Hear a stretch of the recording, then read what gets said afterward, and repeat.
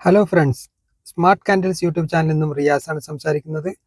ഇന്ന് ഞാൻ സംസാരിക്കാൻ പോകുന്ന വിഷയം why should I save money. നമ്മൾ എന്തിനു വേണ്ടി പണം സ്വരൂപിച്ചു വെക്കണം, സൂക്ഷിച്ചു വെക്കണം? ഇതാണ് ഇന്ന് ഞാൻ സംസാരിക്കാൻ പോകുന്നത്. ഇതിൻ്റെ ആവശ്യകതയുണ്ടോ?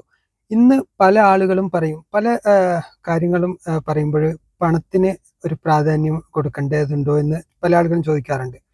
ജീവിതത്തിൽ അല്ലെങ്കിൽ പണത്തിന് അതിൻ്റെതായ മൂല്യമുണ്ട്. ഇന്ന് പണമില്ലാതെ ജീവിക്കാൻ പറ്റില്ല. നമ്മൾക്കറിയാം, പട്ടിണി കിടക്കണമെങ്കിൽ പോലും നിശ്ചിത എമൗണ്ട് നമുക്ക് വേണം, അല്ലേ? അതല്ലെങ്കിൽ പണമില്ലാത്തൊരവസ്ഥ വരണമെങ്കിൽ നമ്മൾ ഈ ലോകത്തോട് വിട പറഞ്ഞു പോകണം. പട്ടിണി കിടക്കാൻ പോലും നിശ്ചിത എമൗണ്ട് നമുക്ക് പണം വേണം. അതാണ് ഇന്നത്തെ അവസ്ഥ. അപ്പം പണം സ്വരൂപിക്കുക അല്ലെങ്കിൽ പണം മാറ്റിവെക്കുക എന്നത് വളരെ ഇമ്പോർട്ടൻ്റ് ആയിട്ടുള്ള ഒരു കാര്യമാണെന്ന് എല്ലാവർക്കും അത് ക്ലിയർ ആയിട്ട് മനസ്സിലാവുന്ന ഒരു കാര്യമാണ്. അപ്പം ഈ ചാനലിൽ കൂടുതൽ നമ്മൾ സംസാരിക്കുന്നത് പണത്തെക്കുറിച്ചുള്ള കാര്യങ്ങൾ, അതുപോലെ ഇൻവെസ്റ്റ്മെന്റിനെ കുറിച്ചൊക്കെയാണ്. അതുകൊണ്ടാണ് അത് റിലേറ്റഡ് ആയിട്ടുള്ള ഒരു വീഡിയോ ഇടുന്നത്. ഇത് തുടക്കക്കാർക്ക് മനസ്സിലാവുന്ന രീതിയിലാണ് സംസാരിക്കാൻ ശ്രമിക്കുന്നത്. തുടക്കക്കാർ എന്ത് ചെയ്യണം, എങ്ങനെ പണം നിക്ഷേപിക്കണം, ആ പണം അവർക്ക് മുതൽക്കൂട്ടായി എങ്ങനെ നാളേക്ക് അത് കിട്ടും, ഇതൊക്കെ മനസ്സിലാക്കി തരുന്ന ഒരു ചാനലാണ്. വീഡിയോ മുഴുവനും കേൾക്കാൻ ശ്രമിക്കുക. ഈ വീഡിയോ മറ്റുള്ളവർക്ക് ഉപകാരപ്പെടുമെന്ന് നിങ്ങൾക്ക് തോന്നുന്നുണ്ടെങ്കിൽ ഷെയർ ചെയ്യാൻ മടിക്കരുത്. പഴയതുപോലെയല്ല, ഇപ്പം ജീവിത ചെലവുകൾ കൂടുതലാണെന്ന് എല്ലാവർക്കും അറിയാം, അല്ലേ? നമുക്ക് നോക്കാം. ഒരു 10-15 വർഷം മുമ്പ് നമ്മുടെ സാധാരണ നാട്ടിൽ ഒരു വേല ചെയ്ത് കഴിഞ്ഞാൽ ഒരു ദിവസത്തെ കൂലി എന്ന് പറയുന്നത് 100 രൂപ, 150 രൂപ അല്ലെങ്കിൽ 80 രൂപ, ആ റേഞ്ചിലൊക്കെയാണ്. എൻ്റെ ചെറുപ്പത്തിലൊക്കെ അതായിരുന്നു. ഒരു 25 വർഷം കഴിഞ്ഞപ്പോൾ അതിൻ്റെ വാല്യൂ ഇപ്പം മിനിമം 1000 രൂപ, അല്ലെങ്കിൽ എനിക്കിത് കൃത്യമായിട്ടല്ല, ഞാൻ പ്രവാസി ആയതുകൊണ്ട് തന്നെ എനിക്ക് നാട്ടിലത്തെ കൂലി കൃത്യമായിട്ട് അറിയില്ല. എങ്കിലും ഒരു ആവറേജ് നമുക്ക് നോക്കുകയാണെങ്കിൽ ഒരു 1000 രൂപയെങ്കിലും കൊടുക്കാതെ ഇന്ന് ജോലിക്ക് ഒരാളെ കിട്ടില്ല എന്നൊരു അവസ്ഥയിലേക്കാണ് എത്തിയിട്ടുള്ളത്, അല്ലേ? അല്ലെങ്കിൽ അതിന് കൂടുതൽ ആയേക്കാം. പിന്നെ കൃത്യമായില്ലെങ്കിലും ഞാൻ ഒരു സാധാരണ രീതിയിലൊരു കണക്കൂട്ടാണ്. 25 വർഷം കൊണ്ട് ഒരു 100 രൂപ എന്നത് 1000 രൂപയിലേക്ക് മാറിയിട്ടുണ്ടെങ്കിൽ ഓൾമോസ്റ്റ് അതിൻ്റെ പണപ്പെരുപ്പം എന്ന് പറയുന്നത് ഏകദേശം നമുക്ക് കണക്കൂട്ടാണെങ്കിൽ ഒരു 10% അടുത്ത് CAGR പണപ്പെരുപ്പം അവിടെ വന്നിട്ടുണ്ട്. അല്ലെങ്കിൽ ഇൻഫ്ലേഷൻ എന്ന് പറയുന്നത് 10% അടുത്ത് വന്നിട്ടുണ്ട്. എന്താണ് ഇൻഫ്ലേഷൻ എന്ന് നമുക്ക് നോക്കാം. സാധാരണക്കാർക്ക് മനസ്സിലാവാൻ വേണ്ടിയിട്ട് പറയുകയാണ്. ഇൻഫ്ലേഷൻ എന്ന് പറയുന്നത് ഇന്ന് നമ്മൾ ഒരു സാധനം വാങ്ങാൻ കൊടുക്കുന്ന പണം ഉണ്ടല്ലോ, അത് അടുത്ത ഫ്യൂച്ചറിൽ, ഭാവിയിൽ അത് എത്ര കൊടുക്കണ്ടേ? ഉദാഹരണത്തിന് ഒരു ചാക്ക് സിമെന്റ് വാങ്ങാൻ ഇന്ന് എത്ര പൈസ കൊടുക്കണം, 10 വർഷം കഴിഞ്ഞാൽ ആ ഒരു ചാക്ക് സിമെന്റിന് എത്ര പൈസ ആയിരിക്കും? നമുക്ക് കിട്ടുന്ന സാധനം ഒന്നാണ്, പക്ഷെ പണത്തിന്റെ വാല്യൂ കൂടുതൽ വാല്യൂ കൊടുക്കേണ്ടി വരും, അല്ല അന്ന്. അപ്പൊ ഈ ഒരു മാറ്റത്തെയാണ് നമ്മൾ ഇൻഫ്ലേഷൻ എന്ന് പറയുന്നത്. നമ്മുടെ നാട്ടിൽ 6% ഇപ്പൊ ഇൻഫ്ലേഷൻ നമ്മൾ ആവറേജ് കണക്കാക്കുന്നത്. അത് കൂടിക്കൊണ്ടും കുറഞ്ഞുകൊണ്ടൊക്കെ നിൽക്കാം. അപ്പം ഇത് ഒരു ആവറേജ് ആണ്. ചില മേഖലയിൽ, എഡ്യൂക്കേഷൻ മേഖലയിൽ അല്ലെങ്കിൽ ഹെൽത്ത് മേഖലയിലൊക്കെ 6 10% മുകളിലാണ് ഇൻഫ്ലേഷൻ വരുന്നത്. കൃത്യമായിട്ട് പറയുകയാണെങ്കിൽ നമുക്കറിയാം, അന്ന് ഹോസ്പിറ്റൽ ചെലവ് എത്രയായിരുന്നു. ഈ കുറച്ചൊക്കെ കാലം ജീവിച്ചവർക്ക് അറിയാം, പണ്ട് നിങ്ങൾ ഹോസ്പിറ്റലിൽ പോയി കഴിഞ്ഞാൽ എത്രയാണ് ചിലവാകുക, ഇന്ന് എത്രയാണ് ചിലവാകുന്നത്. കമ്പയർ ചെയ്താൽ മതി. അന്ന് തന്ന ഒരേ മെഡിസിൻ, അന്ന് ഉണ്ടായിട്ടുള്ള രോഗം ഒന്നാണെങ്കിൽ ഇന്നത്തെ രോഗം സെയിം ആണെങ്കിൽ നമുക്ക് ആ ഡിഫറൻസ് നമുക്ക് മനസ്സിലാവുന്നല്ലോ. അപ്പൊ ഇതാണ് പറഞ്ഞു വരുന്നത്. ഇത് എങ്ങനെ നമ്മൾക്ക് മീറ്റ് ചെയ്യാം, ഇതെങ്ങനെ പരിഹരിക്കാമെന്നാണ്. ഇപ്പം നമ്മൾ എല്ലാവരും ആദ്യം പറയുന്നത്, നമ്മൾ പല ആളുകളും സേവിങ്സ് നടത്താറില്ല എന്നത്. ആ സബ്ജക്റ്റ് അവിടെ നിൽക്കട്ടെ. ഇനി സേവിങ്സ് നടത്തുന്നവരുടെ അവസ്ഥ എന്താണ്? ഇന്നൊരു 5000 രൂപ നമ്മൾ മാറ്റി വെച്ചു എന്ന് കരുതുക. 10 വർഷം കഴിഞ്ഞാൽ ഈ 5000ത്തിന്റെ വാല്യൂ എന്തായിരിക്കാം? ഇത് നമുക്ക് മനസ്സിലാവണം. ഇവിടെയാണ് നമ്മൾ ഇൻവെസ്റ്റ്മെന്റിന്റെ ഭാഗം വരുന്നത്. അപ്പോൾ ഇൻവെസ്റ്റ്മെന്റിന്റെ ഭാഗത്തെ കുറിച്ചിട്ടുള്ള കംപ്ലീറ്റ് അനാലിസിസ് അല്ലെങ്കിൽ കംപ്ലീറ്റ് ഗൈഡൻസ് നമ്മൾക്ക് പിന്നീട് 1 by 1 ആയിട്ട് വീഡിയോയിൽ വരും. അതിനെക്കുറിച്ചിട്ട് എങ്ങനെ ഇൻവെസ്റ്റ് ചെയ്യണം, എവിടെ ഇൻവെസ്റ്റ് ചെയ്യണം, ആ ഇൻവെസ്റ്റ്മെന്റ് ഏത് രീതിയിൽ തിരഞ്ഞെടുക്കണം, ഇങ്ങനെ ഒരുപാട് കാര്യങ്ങൾ നമുക്ക് പതിയെ ചെയ്യാൻ പറ്റുന്നതാണ്. ഇത് വളരെ ബേസിക് ആയിട്ടുള്ള ഒരു വീഡിയോ ആണിത്. ഇനി സംസാരിക്കുന്നത് സേവിങ്സിനെ കുറിച്ചിട്ടാണ്. നമ്മൾ പല ആളുകളും സേവിങ്സ് ചെയ്യാറില്ല. നമ്മൾ ചിന്തിക്കാറുണ്ട്, എന്തിനാണ് സേവിങ്സ് ചെയ്യുന്നത്, ഇന്ന് അടിപൊളിയായി ജീവിക്കുക എന്നതാണ്. ശ്രദ്ധിക്കേണ്ട ഒരു കാര്യം, ഞാൻ പലപ്പോഴും പറയാറുള്ള, പല ഗ്രൂപ്പിൽ ഞാൻ സംസാരിക്കുമ്പോൾ പറയാറുള്ള ഒരു കാര്യം, നമ്മൾ സേവിങ്സ് നടത്തുന്നത്, ഇന്ന് സേവിങ്സ് നടത്തിയിട്ടുണ്ടെങ്കിൽ നമ്മൾക്ക് നാളെയും സമാധാനത്തോടെ ജീവിക്കാം. ഇന്ന് സേവിങ്സ് നടത്താതെ ഇന്ന് അടിച്ചു പൊളിച്ച് ജീവിക്കുകയാണെങ്കിൽ ഇന്ന് അടിച്ചു പൊളിച്ച് നമുക്ക് ജീവിക്കാം. പക്ഷെ നാളെ ജീവിതം ബാക്കിയുണ്ടെങ്കിൽ നമ്മൾക്ക് സ്ട്രഗിൾ ആവേണ്ടി വരും. കാരണം ഇന്ന് പണമൊക്കെ നമ്മൾ ചെലവഴിച്ചു, അടിപൊളിയായി ജീവിച്ചു, ജോലിയുണ്ട്, കാര്യങ്ങളൊക്കെ അടിപൊളിയാണ്. പക്ഷെ വർഷങ്ങൾ കഴിഞ്ഞു, നമ്മൾക്ക് ജോലി ചെയ്യാൻ പറ്റാത്തൊരവസ്ഥയിലേക്ക് വരികയാണെങ്കിലോ, മനുഷ്യന്റെ കാര്യമല്ല, ഗ്യാരണ്ടി ഇല്ലല്ലോ. നമ്മൾക്ക് ജോലി ചെയ്യാൻ പറ്റാത്തൊരവസ്ഥ, ഇനി പ്രായമായി കഴിഞ്ഞാൽ നമുക്ക് എങ്ങനെ ജോലി ചെയ്യും? നമ്മളൊരു ജോലി ചെയ്യുന്ന വ്യക്തിയാണെങ്കിൽ നമുക്ക് ആര് ജോലി തരും? ആ സമയത്ത് നമ്മൾക്ക് 5 പൈസ ഉണ്ടാവില്ല. നമുക്കറിയാം, നമ്മൾ ഇപ്പൊ ചുറ്റുപാട് നോക്കിക്കഴിഞ്ഞാൽ കാണാം, പ്രവാസി ജീവിത സമയത്ത് ഒരാൾ പ്രവാസിയായി 50 അല്ലെങ്കിൽ 60 വയസ്സ് വരെ പ്രവാസിയായിട്ട് നാട്ടിൽ വന്നിട്ട് കയ്യിലൊന്നുമില്ലാത്തൊരവസ്ഥ നിങ്ങൾ കാണാറില്ലേ? എത്രയോ ഉദാഹരണം നമ്മുടെ ചുറ്റുപാട് നമുക്ക് കാണാൻ പറ്റും. എന്തുകൊണ്ട് ഇങ്ങനെ സംഭവിക്കുന്നു? അവർ സേവിങ്സിനെ കുറിച്ച് ചിന്തിച്ചില്ല. ഒരാൾ പ്രവാസിയാവുമ്പോൾ അയാളുടെ ചിന്ത എന്താണ്? പണം ഉണ്ടാക്കുക എന്നതല്ല, അയാൾക്ക് ആ ബാധ്യത എങ്ങനെയെങ്കിലും തീർക്കുക എന്നതാണ് ചിന്ത. അങ്ങനെ അയാൾ പ്രവാസിയാകുന്നു, അയാൾ ആ ഒരു ലക്ഷ്യം അയാൾ നിറവേറ്റുന്നു കൃത്യമായിട്ട്. അയാൾ ബാധ്യത നിറവേറ്റുന്നു, തീർക്കുന്നു. അയാളുടെ മറ്റുള്ള മക്കളെ അല്ലെങ്കിൽ പഠിപ്പിക്കുന്നു, മറ്റുള്ള മക്കളെ വിവാഹം ചെയ്തു കൊടുക്കുന്നു, എല്ലാ കാര്യങ്ങളും, വീട് കെട്ടുന്നു, എല്ലാ കാര്യങ്ങളും അയാൾ ഭംഗിയായി ചെയ്യും. പക്ഷെ അയാൾക്കൊരു ലക്ഷ്യമില്ല. ഏതാണ്? നാളെ ഞാൻ പ്രവാസ ജീവിതം നിർത്തി കഴിഞ്ഞാൽ എനിക്ക് എങ്ങനെ ജീവിക്കണം എന്നൊരു ലക്ഷ്യം അയാളിൽ ഉണ്ടായിട്ടില്ല. അതുകൊണ്ടാണ് ഒരിക്കലും പ്രവാസി, അല്ലെങ്കിൽ അതുകൊണ്ടാണ് ഒരുപാട് പ്രവാസികൾ 60 വയസ്സിന് ശേഷം നമ്മൾക്ക് ഇതുപോലെ കാണാൻ പറ്റുന്നത്, ഒന്നുമില്ലാതെ ജീവിക്കുന്ന അവസ്ഥ കാണുന്നത്. അപ്പം എന്താണ് ഇവിടെ സംഭവിച്ചിട്ടുള്ളത്? അയാൾ ജോലി ചെയ്യുന്ന സമയത്ത് അയാൾ സംതൃപ്തമായി കാര്യങ്ങളൊക്കെ ചെയ്ത് ഭംഗിയായി ജീവിച്ചു. പക്ഷെ 60 വയസ്സിന് ശേഷം അയാൾക്ക് എന്താണ് ജീവിതം ബാക്കിയുണ്ടെങ്കിൽ അയാൾ എന്ത് ചെയ്യണമെന്ന് അയാൾക്ക് അറിയാത്തൊരവസ്ഥയിലേക്ക് എത്തുന്നു. അങ്ങനെ വീണ്ടും വൃദ്ധനായിട്ടും അയാൾ ജോലി ചെയ്യേണ്ടി വരുന്നു. അല്ലെങ്കിൽ സെക്യൂരിറ്റി ജോലിയൊക്കെ നാട്ടിൽ വന്നിട്ട് ചെയ്യുന്ന ആളുകൾ ഒരുപാട് നമുക്ക് കാണാൻ പറ്റും. ഞാൻ പറഞ്ഞു വരുന്നത്, ആ ജോലിയൊന്നും മോശമല്ല, എല്ലാ ജോലിയും ചെയ്യണം, ഉള്ളിടത്തോളം ജോലി ചെയ്യണം. അയാൾക്ക് സമാധാനത്തോട് പോയി ജോലി ചെയ്യാൻ പറ്റണം. 60 വയസ്സിന് ശേഷം ഒരു ജോലി അയാൾ ചെയ്യുമ്പോൾ അത് സമാധാനത്തോട് ചെയ്യുന്ന ഒരു ജോലിയാണെങ്കിൽ, അയാൾക്ക് സാറ്റിസ്ഫാക്ഷൻ തരുന്ന ജോലിയാണെങ്കിൽ ഓക്കെ. പക്ഷെ അയാൾ പണത്തിന് വേണ്ടി ചെയ്യുന്ന സമയത്താണ് ഇവിടെ പ്രശ്നം വരുന്നത്. അതോടൊപ്പം ഞാൻ പറയുന്നു, റിട്ടയർമെന്റ് കഴിഞ്ഞാലും നമ്മൾ എന്തെങ്കിലും ആക്റ്റീവ് ആയിരിക്കണം, നമ്മൾ എന്തെങ്കിലും ജോലി ചെയ്യണം. നമ്മളെ ഹാപ്പിനെസ് വേണ്ടി, നമ്മളെ ആക്ടിവിറ്റിക്ക് വേണ്ടിയിട്ട് നമ്മളൊരു ജോലി ചെയ്യണം. അത് നമ്മുടെ മനസ്സിനെ കൂടുതൽ ശാന്തമാക്കുകയും ചെയ്യും. അപ്പം നമ്മളത് ഏർപ്പെടണം. അതൊരിക്കലും തെറ്റല്ല കേട്ടോ. ഞാൻ പറയുന്നത്, റിട്ടയർമെന്റ് ചെയ്തതിന് ശേഷവും നിങ്ങൾ ഇപ്പൊ സ്റ്റോക്ക് മാർക്കറ്റ് പോലുള്ള കാര്യങ്ങളിലൊക്കെ ആക്റ്റീവാകാൻ നമ്മൾക്ക്, അതുപോലെ നമ്മൾ എപ്പോഴും ആക്റ്റീവായിരിക്കണം എല്ലായിടത്തും. അത് നമ്മളൊരു ഫീൽഡിലും ഇല്ലാതെ, ജോലിയൊക്കെ ഇല്ലാതെ വെറുതെ വീട്ടിലിരുന്ന് കഴിഞ്ഞാൽ നമ്മൾ രോഗികളാവുന്ന ഒരവസ്ഥ ഉണ്ടാവാറുണ്ട്. റിട്ടയർമെന്റിന് ശേഷം എന്തെങ്കിലും ആക്ടിവിറ്റി നമുക്ക് വേണം. അപ്പം പറഞ്ഞു വരുന്നത്, റിട്ടയർമെന്റിന് ശേഷം പണത്തിന് വേണ്ടി ആക്റ്റീവ് ആവുന്ന ഒരവസ്ഥയിലേക്ക് നമ്മൾ എത്തരുത്. നമ്മൾക്ക് ഇന്ന് ജോലി ചെയ്യാൻ പറ്റുന്ന സമയം, എല്ലാ മനുഷ്യർക്കും 25 വയസ്സ് മുതൽ, ഓൾമോസ്റ്റ് എല്ലാ മനുഷ്യന്മാർക്കും 25 വയസ്സ് മുതൽ ഏകദേശം ഒരു 50, 55, 60 വയസ്സ് വരെ കൃത്യമായി ജോലി ചെയ്യാൻ പറ്റുന്ന ഒരു കാലയളവാണ്. ആ കാലയളവിൽ നമ്മൾ മനസ്സിലാക്കിയിട്ട് കാര്യങ്ങൾ ചെയ്തിട്ടുണ്ടെങ്കിൽ നമുക്കത് മുതൽക്കൂട്ടാവും. അതിനു വേണ്ടിയിട്ടാണ് ഇത്രയും കൂടുതൽ കാര്യങ്ങൾ സംസാരിച്ചത്. മനുഷ്യന്റെ ഏറ്റവും വലിയ പോരായ്മ എന്ന് പറയുന്നത്, നമ്മൾക്ക് ഉപയോഗപ്പെടുന്ന കാര്യത്തിൽ നമ്മൾ താല്പര്യമില്ല എന്നതാണ്. എഡ്യൂക്കേഷൻ വീഡിയോ ഒരുപാട് നമുക്ക് അവൈലബിൾ ആണ്. ഇത് കേട്ട് കഴിഞ്ഞാൽ നമ്മൾക്ക് എന്താണ് ഉണ്ടാവുന്നത്? നമ്മൾക്ക് പരിജ്ഞാനം ഉണ്ടാവും, കൂടുതൽ അറിവ് കിട്ടും, അതുവഴി നമ്മൾ ഇമ്പ്രൂവ് ചെയ്യാണ്. പക്ഷെ നമ്മൾക്ക് അതിൽ കുറച്ച് ലെങ്ത് കൂടി കഴിഞ്ഞാൽ നമുക്കത് കേൾക്കാൻ പറ്റില്ല, അത് ഭയങ്കര ബുദ്ധിമുട്ടായി തോന്നും. പക്ഷേ നമ്മൾ റീൽസും മറ്റും എൻ്റർടൈൻമെൻറ്റ് വീഡിയോസ് കാണാൻ വേണ്ടി എത്ര സമയം ചിലവഴിക്കുന്നു. ഒരു ഇൻഫോർമേഷൻ കൊടുക്കുന്ന വീഡിയോ ഒരു 20 മിനിറ്റോ 30 മിനിറ്റോ കംപ്ലീറ്റ് കേൾക്കാനുള്ള മനസ്സ് നമ്മൾക്കില്ല. അതേസമയം അത് ഓഫ് ചെയ്തിട്ട് നമ്മൾ കേൾക്കുന്നത് 2 മണിക്കൂർ 3 മണിക്കൂർ റീൽസ് നോക്കുക, എൻ്റർടൈൻമെൻറ്റ് വീഡിയോ കാണുക, ഇത് നമ്മൾ ചെയ്യാറുണ്ട്. അപ്പം നമ്മൾ മാറ്റം വരുന്നെങ്കിൽ നമ്മൾ തന്നെ തീരുമാനിക്കണം ഏത് ടൈപ്പ്. നമ്മൾ അച്ചടക്കം നമ്മൾ കൊണ്ടുവന്ന് കഴിഞ്ഞാൽ മാത്രമേ നമ്മൾ ഇമ്പ്രൂവ്മെൻ്റ് ആവുകയുള്ളൂ. മനുഷ്യന് എന്തായാലും ഇതുപോലുള്ള മനുഷ്യൻ്റെ സ്വഭാവം ദൈവം സൃഷ്ടിച്ചു വെച്ചത് തന്നെ ഒരു ബാലൻസിങ്ങിന് വേണ്ടിയാണ്. കാരണം എല്ലാ മനുഷ്യരും ഇതേപോലെ എഡ്യൂക്കേഷൻ വീഡിയോ ഒക്കെ കണ്ട് സ്വയം ഇമ്പ്രൂവ് ആയി കഴിഞ്ഞാൽ, പിന്നെ അവർക്ക് കുറേ ആളുകൾ ഇതുപോലെ ഒന്നും അറിയാത്തവരും ഒന്നും പഠിക്കാത്തവരും ഒന്നും ശ്രദ്ധിക്കാത്തവരും പണമില്ലാത്തവരൊക്കെ ഉണ്ടാവും. ഇമ്പ്രൂവ് ആവുന്ന സമയത്ത് സ്വാഭാവികമായിട്ട് നമ്മുടെ സാമ്പത്തികം ഇമ്പ്രൂവ് ആവും.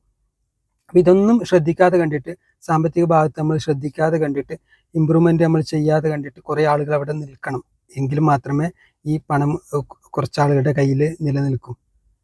അപ്പം ഇത് നമ്മൾ മനസ്സിലാക്കുക. നമ്മൾ മാറ്റം വരുത്തുക എന്നത് വളരെ ഇമ്പോർട്ടൻ്റ് ആയിട്ടുള്ള ഒരു കാര്യമാണ്. ഈ വീഡിയോ ഇപ്പോൾ കാണുന്ന നിങ്ങളിൽ ഓരോരുത്തരും നിങ്ങളുടെ ജീവിതത്തിൽ, കരിയറിലെ ഏത് ഭാഗത്താണ് നിങ്ങൾക്ക് മാത്രമേ അറിയൂ. ഉദാഹരണത്തിന്, നമ്മളൊരു പ്രായം ഒരു 25 വയസ്സുള്ള ഒരാളാണ് ഈ വീഡിയോ കാണുന്നുണ്ടെങ്കിൽ, അദ്ദേഹത്തിന് മിനിമം 25 വർഷമെങ്കിലും ജോലി ചെയ്യാനുള്ള ഒരു കരിയർ ഉണ്ട് അല്ലേ? കാരണം 25 വയസ്സുള്ളവർ ജസ്റ്റ് ജോലിയിൽ കയറിയതായിരിക്കും. അവരുടെ പ്രൊഫഷൻ അനുസരിച്ചിട്ട് ചില ആളുകൾക്ക് നല്ല ശമ്പളം കിട്ടുന്നുണ്ടാവും, ചില ആൾക്ക് കുറവായിരിക്കും. ഏതൊരാൾക്കും ഭാവി ഭദ്രമാണ് ശരിക്കും. അത് നമ്മളും അറിയണമെന്ന് മാത്രമാണ്. അപ്പോൾ 25 വയസ്സുള്ള ഒരാൾക്ക് ഒരു 2000 രൂപ മാത്രമാണ് സേവിങ്സ്, ഒരു 10% സേവിങ്സ് മാറ്റി വെക്കുക, അല്ലെങ്കിൽ 20% മാറ്റി വെക്കുക. ഒരു 20,000 രൂപ ശമ്പളമുള്ള ഒരു വ്യക്തിക്ക് 4,000 രൂപ മാറ്റി വെക്കാം, അല്ലെ? 10,000 രൂപ ശമ്പളമുള്ള ഒരു വ്യക്തിക്ക് 2,000 രൂപ മാറ്റി വെക്കുക. പറയാൻ എളുപ്പമാണ്, കുറച്ചൊക്കെ ബുദ്ധിമുട്ടുണ്ട്. അപ്പം ആ ഈ 2,000 മാറ്റി വെക്കാൻ വേണ്ടി നല്ല സ്ട്രഗിൾ ഉണ്ട്, അല്ലെ? അപ്പം നമ്മൾ നിയന്ത്രിക്കുക എന്നതാണ്. എന്തിനു വേണ്ടിയിട്ടാണ് നിയന്ത്രിക്കുന്നത്? നമ്മൾ ഇന്ന് ചെയ്യുന്ന കാര്യം മാത്രമേ നമുക്ക് നാളേക്ക് നിലനിൽക്കൂ. അപ്പൊ ചോദിക്കും, കൂടുതൽ ആളുകളും ചോദിക്കുന്ന കാര്യം, നാളെ നമ്മുടെ ആയുസ്സുണ്ടോ എന്നത് എന്ത് ഗ്യാരണ്ടി എന്ന്, അല്ലെ? ഓക്കെ, ഞാൻ തിരിച്ചങ്ങോട്ട് ചോദിക്കുകയാണ്, നാളെ ആയുസ് ഉണ്ടെങ്കിലോ? ഓക്കെ, 25 വയസ്സ് മുതൽ നിങ്ങൾ ജോലി ചെയ്യുന്നു, 55 വയസ്സായി, നിങ്ങൾ ആയുസ് ഉണ്ടാവില്ല എന്ന് കരുതിയിട്ട് മൊത്തം തീർത്ത് 55 വയസ്സ് മുതൽ പിന്നെ ആയുസ് ഉണ്ടെങ്കിൽ നമ്മൾ എന്ത് ചെയ്യും? നമുക്കറിയില്ല. അത് ഇൻ കേസിന് ആയുസ് ഇല്ല എന്ന് കരുതാ, നമ്മൾ കുറച്ച് മാറ്റി വെച്ചിട്ടുണ്ട്, അത് ആർക്കാണ് പോവുക? നമ്മുടെ കുടുംബത്തിന് തന്നെയാണല്ലോ ആ പണം പോകുന്നത്. നമ്മൾ എന്തിനാണ് ജോലി ചെയ്യുന്നത്? കുടുംബത്തെ സംരക്ഷിക്കാൻ വേണ്ടിയിട്ടും മറ്റുമാണല്ലോ. നമ്മൾ മാത്രമല്ലല്ലോ, നമ്മുടെ കുടുംബത്തെയും കൂടി സംരക്ഷിക്കാൻ വേണ്ടിയിട്ടാണ് നമ്മൾ ജോലി ചെയ്യുന്നത്. അപ്പം നമ്മൾ ആ ബാലൻസ് വെക്കുന്ന പൈസ, അല്ലെങ്കിൽ സേവിങ്സ് ഉണ്ടാക്കി വെക്കുന്ന പൈസ, അത് കുടുംബത്തിലേക്ക് പോവില്ലേ? അപ്പൊ അതൊരിക്കലും നഷ്ടമല്ല. നമ്മൾ ചിന്തിക്കുക, നമ്മൾ ജീവിക്കുന്ന നമ്മുടെ പുരയിടം, ആ ഒരു സ്വത്ത്, അല്ലെ, അത് ഒരു 100 വർഷം മുമ്പ് ആരുടെ പേരിലായിരുന്നു? ഒരിക്കലും നമ്മുടെ പേരിൽ ആയിട്ട് തന്നെ അത് തിരിച്ചു പോവില്ലല്ലോ, അല്ലെ? നമ്മൾ സമ്പാദിക്കുന്നത് എപ്പോഴും നമ്മൾക്ക് കംപ്ലീറ്റ് തീർത്തിട്ട് പോകാൻ വേണ്ടിയിട്ടുള്ള ഒന്നല്ല, അത് മറ്റൊരു തലമുറക്കും കൂടി കൊടുത്തിട്ട് പോവാണ്. എന്തുകൊണ്ട്? ഇത് നമ്മുടെ തലമുറയെ നമ്മൾ സ്നേഹിക്കുന്നവരാണ് തന്നെയാണ്.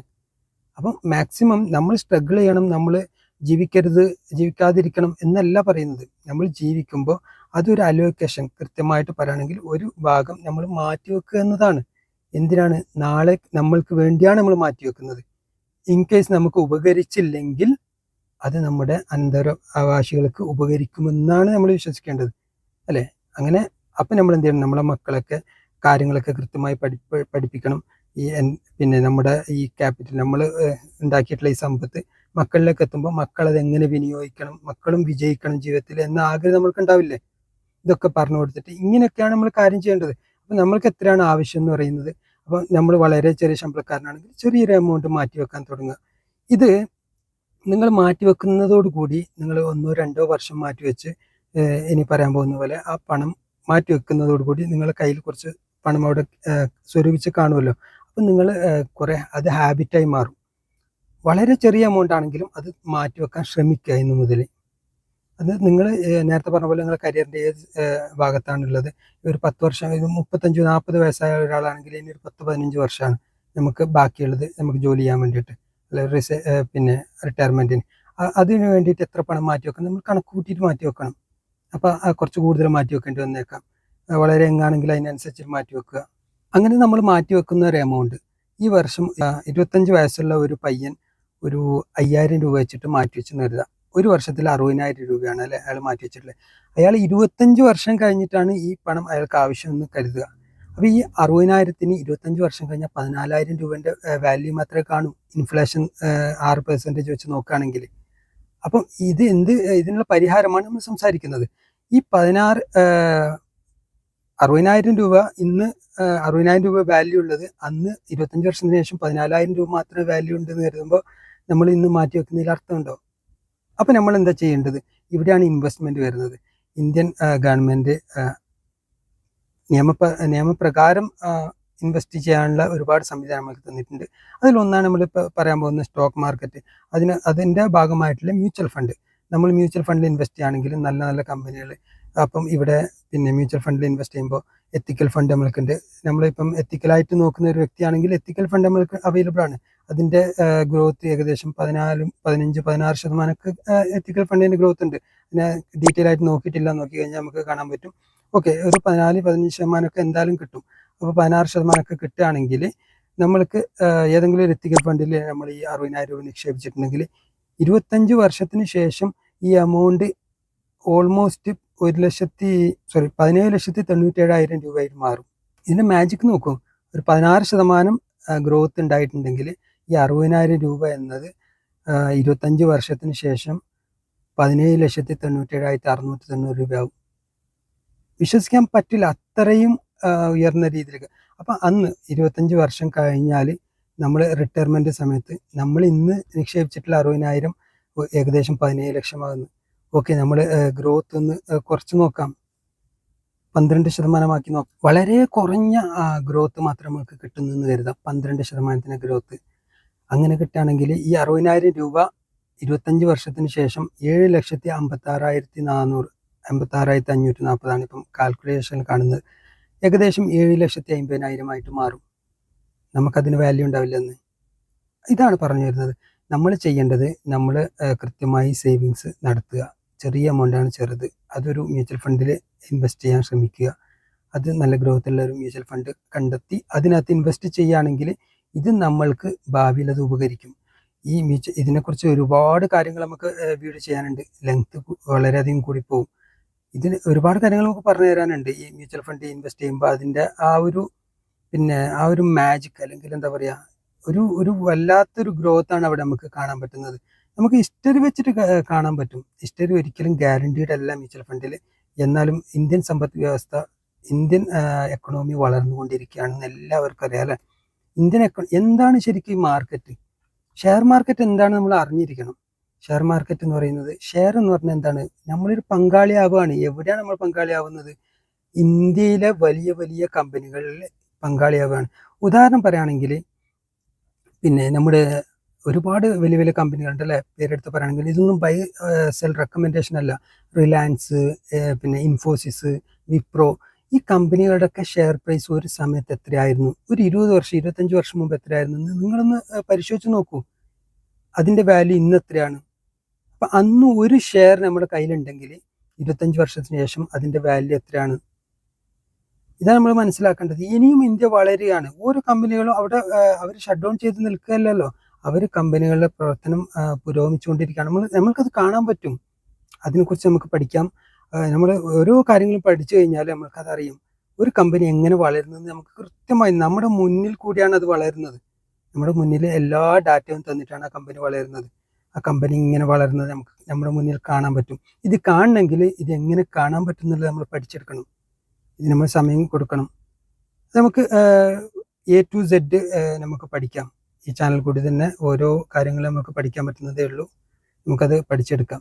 ഉദാഹരണം പറയുകയാണെങ്കിൽ ഒരു റിലയൻസിൽ ഇപ്പം ഉള്ള പ്രൈസിന് ഇനി 10 കൊല്ലം കഴിഞ്ഞാൽ എത്ര പ്രൈസ് ആവുമെന്ന് നമുക്ക് പ്രെഡിക്റ്റ് ചെയ്യാൻ പറ്റില്ലെങ്കിലും അതിൻ്റെ ഹിസ്റ്ററി നോക്കുമ്പോൾ നമുക്ക് കാണാം എവിടെ ഉണ്ടായിരുന്ന പ്രൈസാണ് ഇവിടം വരെ എത്തിയത്.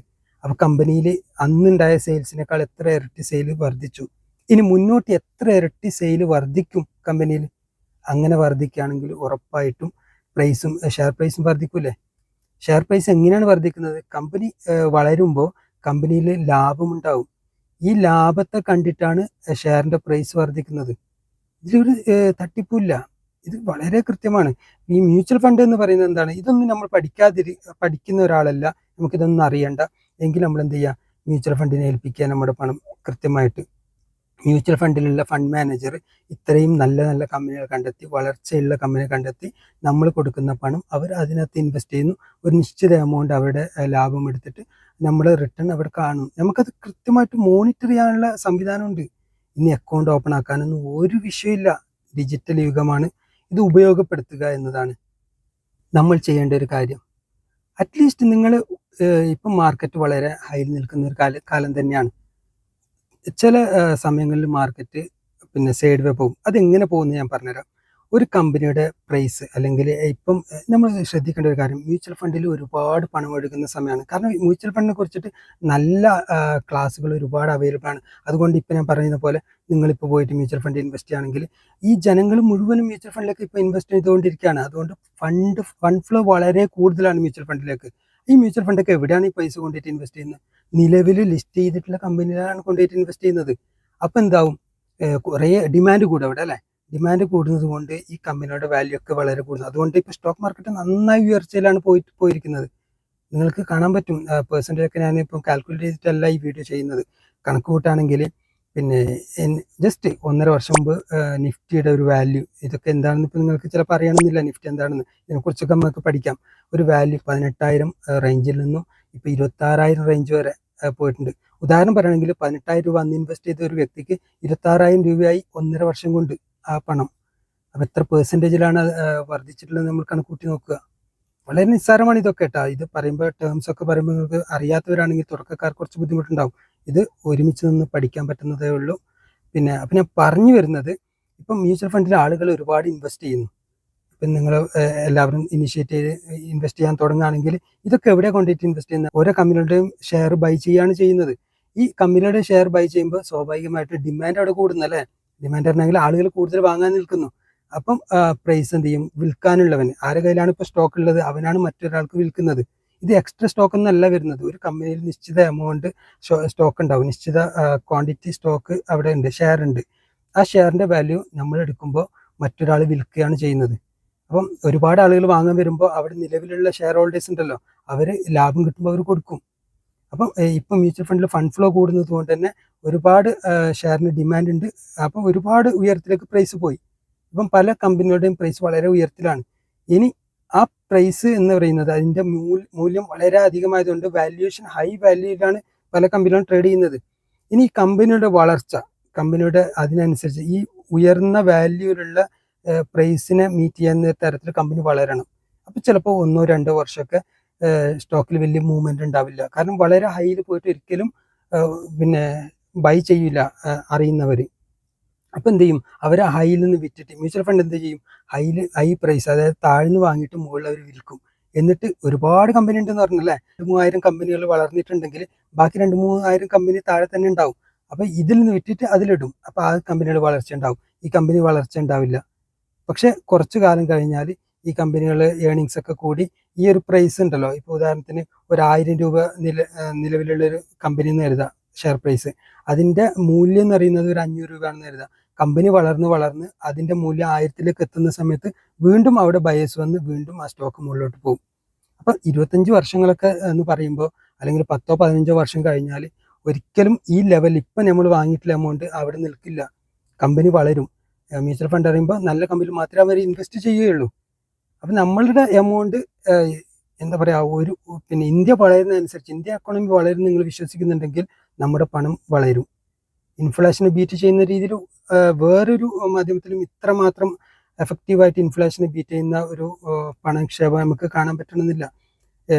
ഇൻട്രസ്റ്റ് റേറ്റ് ഒക്കെ നമുക്കറിയാമല്ലോ. ഇപ്പോൾ FD ഒക്കെ ഇടുന്ന ആളുകൾക്ക് 7% ആയിരിക്കും ഇൻട്രസ്റ്റ് റേറ്റ് കിട്ടുക. 6% ഇൻഫ്ലേഷൻ തന്നെ ഉണ്ട്. അപ്പം കുറേ വർഷം കഴിഞ്ഞാൽ ഇത് ബീറ്റ് ചെയ്യണമെന്നില്ല. ഇൻഫ്ലേഷൻ കൂടിക്കൊണ്ട് കുറഞ്ഞുകൊണ്ട് നിൽക്കും. ഇൻഫ്ലേഷൻ എന്താണെന്ന് ഓൾറെഡി പറഞ്ഞു കഴിഞ്ഞു. അപ്പോൾ ഇതിനെക്കുറിച്ചിട്ടുള്ള കൂടുതൽ കണ്ടന്റുമായി, കൂടുതൽ വീഡിയോയുമായിട്ട് വരും ദിവസങ്ങളിൽ വരാം.